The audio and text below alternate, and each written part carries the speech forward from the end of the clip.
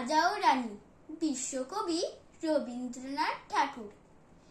এক যে ছিল রাজা, সেদিন আমায় দিল সাজা।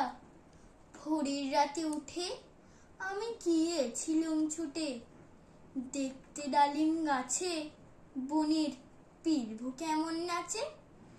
ডালে ছিলিম চড়ে, সেটা ভেঙেই গেল পড়ে। সেদিন হলো মানা, আমার পেয়ারা পেরে আনা। হ্রদ দেখতে যাওয়া, আমার চিড়ের পুলি খাওয়া। কে দিল সেই সাজা, জানো কে ছিল সেই রাজা? এক যে ছিল রানী, আমি তার কথা সব মানি। সাজার খবর পেয়ে আমায় দেখলো কে বলছে, বললে না তো কিছু, কেবল মুখটি করে নিচু।